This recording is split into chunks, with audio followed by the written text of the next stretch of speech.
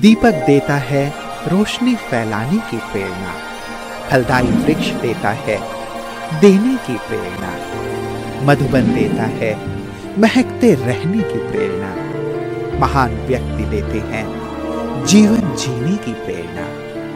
आओ प्रेरणा से दें हम सभी को प्रेरणा।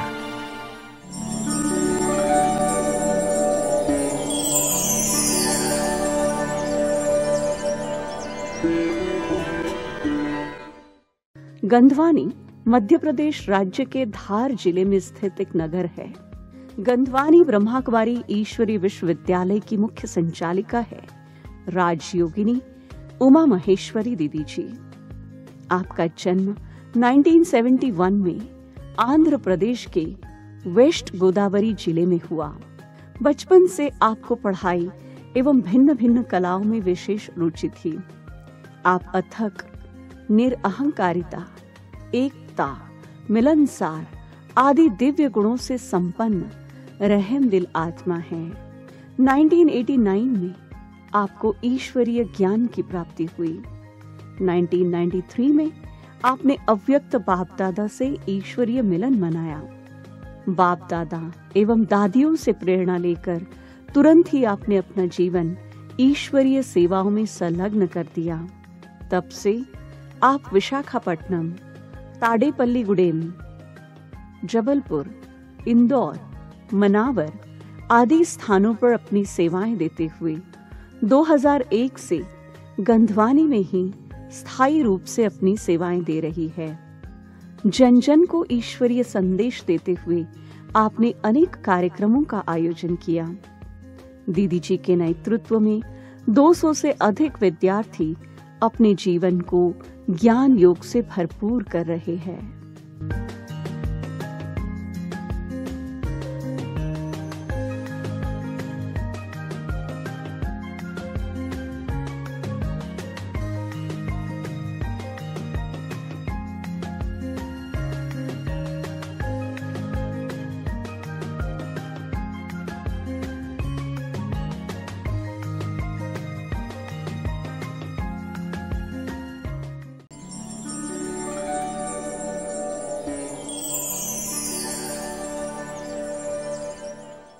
और बचपन में हमारे यहाँ पर शिव की आराधना बहुत माँ करती रहती थी।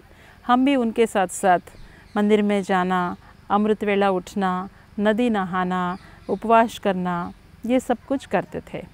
मेरे को छोटेपन से ही एक ही लक्ष्य था कि मैं अगर इस दुनिया में बड़े होकर के शादी करूँगी तो शिव से करूँगी। और मैं हमेशा पढ़ाई करती रहती थी, हर चीज़ में नंबर 1 थी। लेकिन मुझे कभी कभी ऐसा लगता था कोई दृश्य मैंने पहले से ही देख लिया है। मान लीजिए मैं कहीं पहली बारी गई होगी, उस दृश्य को मैं देखती रहती थी तो मुझे ऐसा लगता था कि यहाँ पर मैं इसके पहले भी कभी आई होगी। लेकिन मेरी मानस पटल के अंदर जब उन पन्नों को मैं ऊपर नीचे करती थी तो लगता था जीवन में पहली बार ही मैं वहाँ पर आई थी। और मैं सोचती थी कि मनुष्य जो शरीर छोड़ता है वो जाता कहाँ है। तो मुझे बताया था कि आकाश में जो तारे हैं ऐसे ही आत्माएं जो है शरीर छोड़ करके ऊपर चली जाती हैं। तो मैं एकांत में बैठ करके उन तारों से बात करती रहती थी और दुनिया में दुख, अशांति, परेशानियों को देखती थी तो मुझे लगता था क्या इन लोगों के जीवन में सुख, शांति, खुशी आएगा कि नहीं आएगा, इसके लिए कौन है इनको देने वाला, ऐसा करके मेरे मन में संकल्प चलता था। और मैं क्या करती थी, परमात्मा से बातें करती रहती थी और ईश्वर से कहती थी, हे ईश्वर, इस धरती पे इतने सारे मानव हैं, ये आए कहाँ से, ये जाते कहाँ हैं, इन सबको कौन चलाता है, ये संसार कैसे चलती है। अनेक प्रश्न मैं ईश्वर से करती रहती थी। जैसे ही मैं डिग्री फर्स्ट ईयर में ज्वाइन हुई तो अचानक हमारे घर के सामने गीता पाठशाला खुली थी। तो मैं घर हमेशा वीकली वंस आती थी क्योंकि जहाँ मेरी कॉलेज थी वो कॉलेज और हमारा घर दूर था। तो जब मैं शनिवार को आई थी तो मैं वहाँ पर प्रदर्शनी देखने के लिए गई थी। तो वहाँ सृष्टि चक्र के नीचे लिखा हुआ था, आप यहाँ पर पहली बार नहीं आए हैं, 5000 वर्ष के पहले भी आए थे और आज भी आए हो।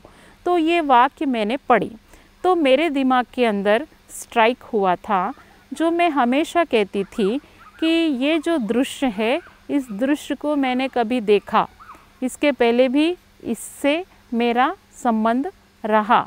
तो वो जब वो वाक्य लिखा था तब मेरे को स्ट्राइक हुआ, 5000 वर्ष के पहले जो हुआ था वो मुझे टच हो रहा है। तो फिर मैंने ना कोई कोर्स किया, ना मैंने बाकी कोई चित्रों को भी समझी, लेकिन मुझे ये समझ आ गया कि मैं आत्मा हूँ, परमात्मा की संतान हूँ, मेरा पिता परमपिता परमात्मा शिव है। जिस शहर में मैं रहती थी वहाँ पर भी गीता पाठशाला चलता था। तो वहाँ हिंदी मेरे को आने के कारण उन लोगों ने मुझे कहा है कि आप रोज़ जो है ये हिंदी के महावाक्यों को पढ़ के तेलुगु के अंदर मुरली सुनाओगे। तो कोर्स तो किया भी नहीं, प्रदर्शनी समझी भी नहीं, लेकिन मुरली सुनाने का मौका परमात्मा ने दे दिया। तो मैं रोज़ कॉलेज के बाद शाम को सेंटर पे जाके सभी भाई बहनों को मुरली सुना देती थी। तो उस मुरली से मैंने अपने आप से कुछ धारणाएं उसी समय अपना ली थी। तो मैं हर रोज़ कोई ना कोई को ज्ञान सुनाती थी। जब तक मैंने ज्ञान नहीं सुनाया तब तक मैं भोजन नहीं करती थी। और मैं उसी समय से रोज़ अमृत वेला उठना, योग लगाना, मुरली सुनना, फिर कॉलेज जाना, भोजन बनाना, अपना सारा काम करती थी। तो जैसे ही उस समय मेरे को पता चला कि श्री बाबा माउंट आबू आते हैं, तो मैंने बहुत दिल से हर रोज़ रात को 2 बजे उठ कर के बाबा से बातें करती थी कि बाबा मुझे आपसे मिलना है, मुझे माउंट आबू आना है। तो हुआ यूँ था, मेरी माताजी रोज़ क्लास करने जाते थे, लेकिन लोगों ने हमारे पिताजी को भड़का दिया कि आपकी दोनों लड़कियां ज्ञान में चल रही है, तो अगर आपका ऐसा होगा एक दिन ये लड़कियां घर छोड़ के चली जाएंगी। तो पिताजी माताजी से नाराज़ होने लगे, घर में कलह होने लगा। तो धीरे धीरे मम्मी का आश्रम में जाना बंद करवा दिया गया था। तो मम्मी क्या करती थी, उस समय जब मुरलियाँ लिख के लाती थी, उन्हीं मुरलियों को घर में रिपीट करती थी। वो हर रोज़ अमृत वेला उठती थी, हर रोज़ मुरली पढ़ती थी और लहसुन प्याज भी उन्होंने त्याग कर लिया, पवित्रता की भी धारणा उन्होंने कर लिया। तो हमारा वहाँ का इंचार्ज ने कहा कि इस बार जो है आपकी मम्मी और आपके पापा ये दोनों ही माउंट आबू जाएंगे।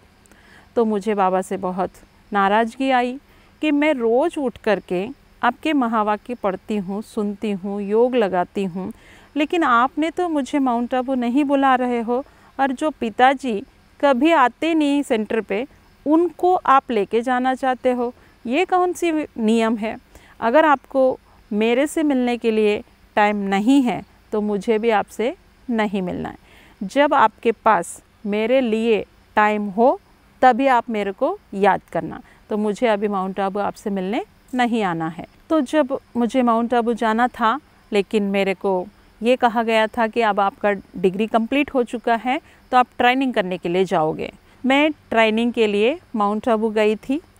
ट्रेनिंग माउंट आबू के बाद दिल्ली की ट्रेनिंग ली थी मैंने टीचर बनने के लिए। फिर उसके बाद हमें अगस्त में इंदौर जोन में चंद्रमणि दादी ने भेजा था। फिर वहाँ पे मैं थोड़ा समय जो है प्रेम नगर में सेवा दी, फिर उसके बाद हॉस्टल में भी सेवा दी। उस समय मुझे दिसंबर में बाबा से मिलने का मौका मिला था। तो दिसंबर के पहले मैं बाबा से मिली भी नहीं थी। और माउंट आबू ट्रेनिंग के लिए ही मैं गई थी जुलाई में, और ट्रेनिंग करके सफ़ेद साड़ी पहन के सेंटर पे रहने के बाद मैं बाबा से मिलने के लिए गई हूँ।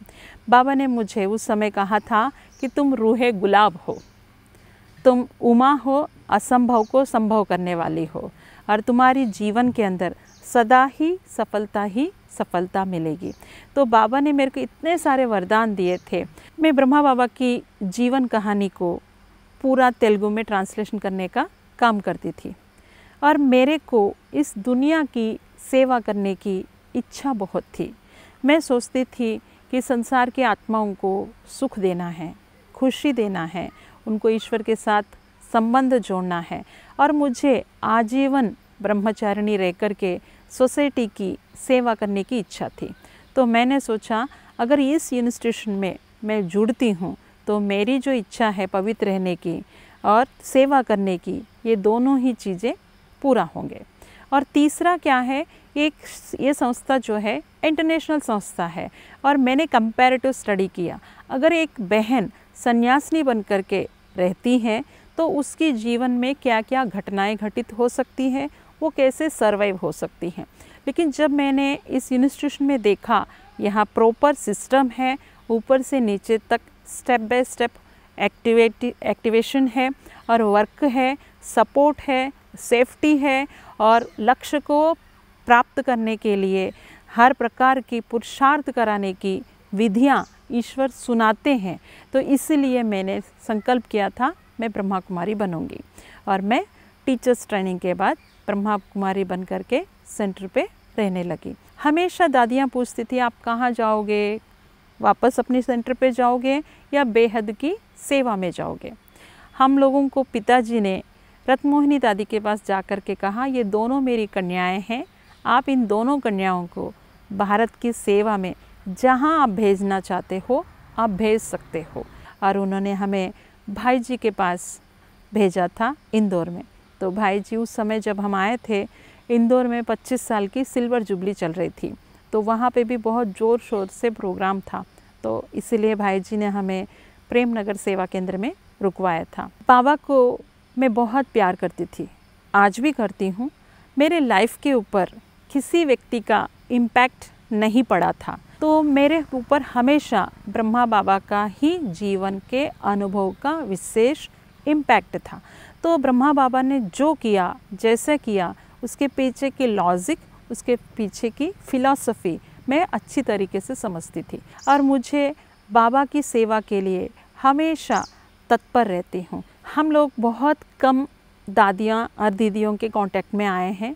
कारण क्या था, कोई भी बहनों को हम देखते थे वो दादियों के पास बैठती थी, घंटों बातचीत करते थे, दीदियों के पास भी वो शाम के कमरे में जा कर के बात करते थे।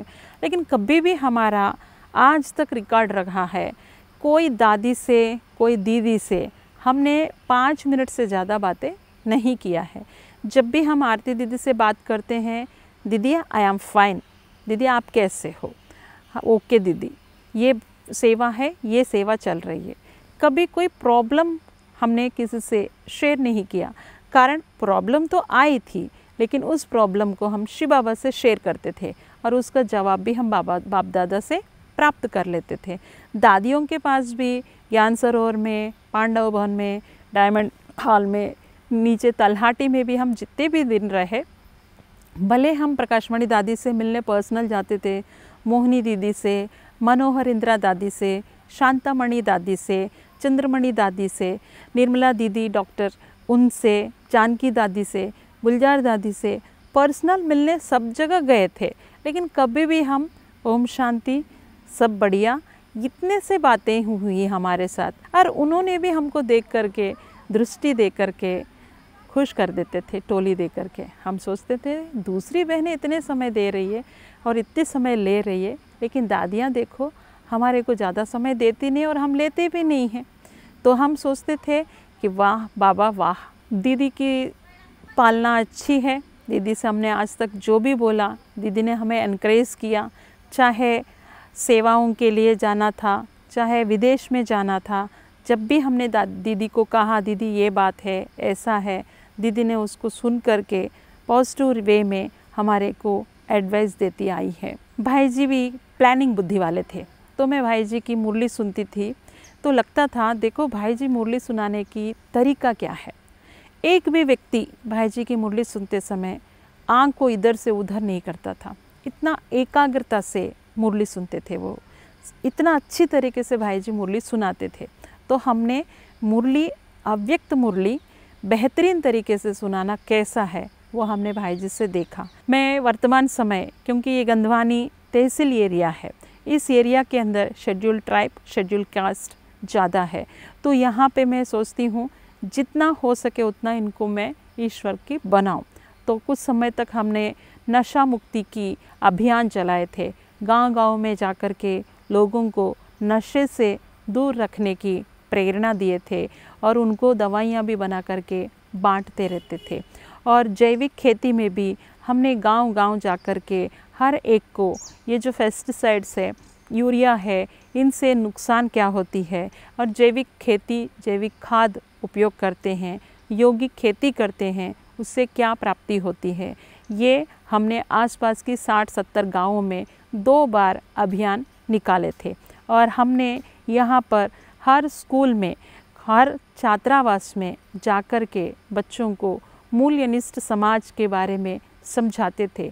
मूल्यों को बच्चे अडाप्ट करेंगे तो उनका लाइफ क्या होगा, कैसे होगा, उनके लिए हम नए नए तरीके से एग्जाम्पल से मैं क्लासेस कराते आती थी। ब्राह्मण जीवन के अंदर विशेष जब भी, जहाँ भी, जिनको भी जो चीज़ की आवश्यकता हो वो सेवा मैं उनके लिए करूं, ये मेरी खास धारणा है। अगर मैंने देखा है कोई आत्मा के यहाँ पर, चाहे वो सेंटर की इंचार्ज हो या कोई स्टूडेंट हो या कोई बाहर वाले भाई बहन क्यों ना हो, मैं अगर देखती हूँ उनको उस समय उस चीज़ की ज़रूरत है तो मैं तुरंत बिना भेदभाव के उनको वो चीज़ मुहैया कराती हूँ। और दूसरी बात, मैं समझती हूँ मैं एक सबसे पहले मानव हूँ। मैं आत्मा तो हूँ लेकिन मैं मानवीय गुणों से ओतप्रोत आत्मा हूँ, देवता बनने वाली आत्मा हूँ। इसलिए मुझे देना है, देना है, देना है, ये मेरे दिल और दिमाग के अंदर हमेशा रहता है। मैं सोचती हूँ मुझे मेरे 84 जन्म A1 होना चाहिए। इसलिए मैं अपने स्वभाव को, संस्कार को, व्यवहार को, हर चीज़ को सोच समझकर ज्ञान युक्त तरीके से बिहेव करती रहती हूँ। और सेवा में रुचि तो है, योग में रुचि है, ज्ञान में रुचि है।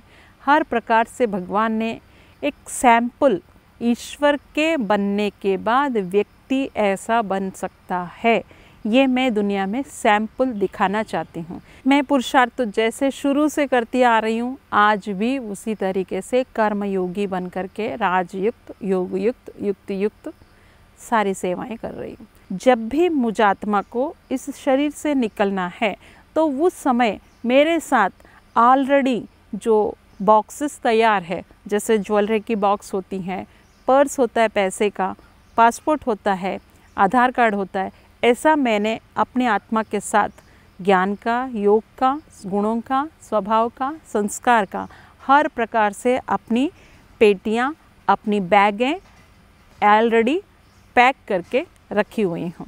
तो मैं चाहती हूँ हर वक्त मैं बाबा की यादों में ही गुजारती हूँ और हर अंतिम समय भी मैं बाबा की मुरली सुन करके आराम से हर एक आत्मा से दुआएं लेते हुए, क्योंकि स्वराज अधिकारी आत्मा ही संतुष्ट, प्रभु संतुष्ट और परिवार संतुष्ट, स्व संतुष्ट भी रहती है। तो ये तीनों ही सर्टिफिकेट्स मुझे लेकर के और कर्म का जो भी हिसाब किताब कोई भी जन्म का रहा हुआ है उसको मैं पूर्ण रीत्या चुप्त करती हूँ। ब्राह्मणों को कौन क्या कर रहे हैं ये ना देख करके मैं क्या कर रही हूँ, मुझे क्या करना चाहिए, आज परमात्मा ने मेरे से क्या इच्छा या अपेक्षा रखी थी, इस चीज़ का ध्यान रख करके हर एक को पुरुषार्थ करना चाहिए। यही ब्राह्मण परिवार के भाई बहनों के लिए विशेष संदेश है।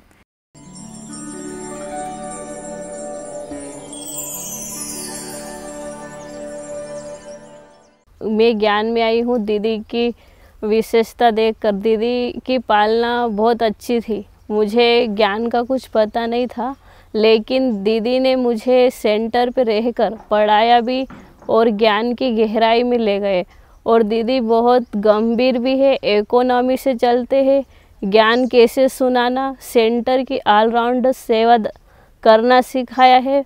दीदी में वो माँ की पालना है जो हमें खुद लौकिक माँ की भी याद नहीं आती है। दीदी के अंदर बहुत सारी विशेषताएं बाबा ने भरी हुई है। जैसे दीदी का स्वभाव बहुत सरल है, बच्चों में बच्चों के जैसे मिल जाते हैं, बड़ों के साथ बड़ों जैसे रहते हैं। और दीदी जो है चारों सब्जेक्ट में बहुत अटेंशन रहता है, चाहे ज्ञान हो, चाहे योग हो, चाहे धारणा हो, चाहे सेवा हो। दीदी जो है नॉलेजफुल है, मूल्य भी बहुत अच्छे से सुनाते हैं और ज्ञान सुनाने की कला भी बहुत अच्छी है दीदी के अंदर। दीदी का सबसे बढ़िया मतलब मेरे को ये लगा कि वो बिल्कुल एक तो टाइम की पंक्चुअल है और दूसरा उनका ज्ञान बहुत अच्छा ज्ञान है उनको बाबा के बारे में जो मुझे समझाते हैं और मुझे हर वक्त उनका ज्ञान का दिल और दिमाग में उतर जाता है और मैं सुनता रहता हूँ। सुन के आज मैं भी उस ज्ञान की तरफ चला आ रहा हूँ। और दीदी का सभी के प्रति प्रेम और स्वभाव बहुत अच्छा रहा है और हमेशा वो सबको साथ लेके चलने का उनका वो रहता है। उनमें सबसे अच्छी विशेषता है समाने की, क्योंकि हम एक साधारण परिवार से आए थे, कुछ ज्ञान नहीं था, गांव ग्रामीण एरिया के थे, तो वो हर बात समा लेते थे, बहुत गलतियां करते थे, वो समा के हमको आगे बढ़ाए। दीदी जी से यही सीखा कि वो दीदी हर ज्ञान में एक्यूरेट है, श्रीमत पे एक्यूरेट चलती है, तो वही शिक्षा हमने भी ली है कि हमें भी बाबा की श्रीमत पे एक्यूरेट चलना है। दीदी से सहन शक्ति बहुत है, निरंकारी बहुत है। दीदी जी से गंभीर रहना और हर धैर्यता और निश्चिंत अचल अडोल हर परिस्थिति में अचल अडोल रहना और टेंशन मुक्त रहना है, ये गुण धारण किया दीदी से। और माँ की तरफ पालना देते हैं दीदी। दीदी जी जो है ऑलराउंडर सेवाधारी हैं। यज्ञ की कोई सी भी सेवा है वो बड़े प्यार से करती हैं। और दीदी जी जो है इकोनॉमी है, वो हमेशा हम बच्चों को इकोनॉमी का पाठ पढ़ाती हैं। हमेशा कहती थी कि हमें बाबा के यज्ञ की हर चीज़ को बचाना चाहिए। दीदी आज्ञाकारी, ईमानदार और वफादार हैं। दीदी बाबा की हर आज्ञा का पालन एक्यूरेट करती है। दीदी जी से हमने काफ़ी कुछ सीखा है। जैसे बाबा की जो मूल्य के रूप में जो संदेश आता है उसको कई बार सुना है। यूँ भी व्यक्तिगत तौर पे दीदी के साथ सत्संग होता ही है। दीदी की आध्यात्मिक ज्ञान की शक्ति से हमें बहुत कुछ ऊर्जा मिली है और निसंदेह हम सतत इस आश्रम से जुड़े हुए हैं। दीदी में सरलता का स्वभाव देखा, समाने की शक्ति देखी और दीदी में अपनापन बनाने की बहुत अच्छी विशेषता है। दीदी में ज्ञान में भी संपूर्ण विषय में परिपक्वपूर्ण है। वो संगीत में बहुत रुचि रखती है, ज्ञान में भी रुचि रखती हैं और अपना हर काम एक्टिव करते हैं, कोई काम में आलस्यपना नहीं करते हैं। और दीदी कभी किसी से ज़्यादा डिबेट नहीं करते हैं। दीदी से आज्ञाकारी बनना है और दीदी से शांत स्वभाव रहने का सीखा है। दीदी जी से हमने सीखा है कि आप जो है हमेशा सतत जो है संपर्क में रहें, बाबा के ज्ञान में रहें और बाबा जो है अच्छा ही करता है। और दीदी जो है हमारी हर एक एक्टिविटीज़ पे जो है ध्यान रखती है और हमको सचेत करती है कि आपको कैसे चलना है, क्या करना है, क्या खाना है, क्या पीना है, क्या नहीं करना है। ये उनकी विशेषता है हमें।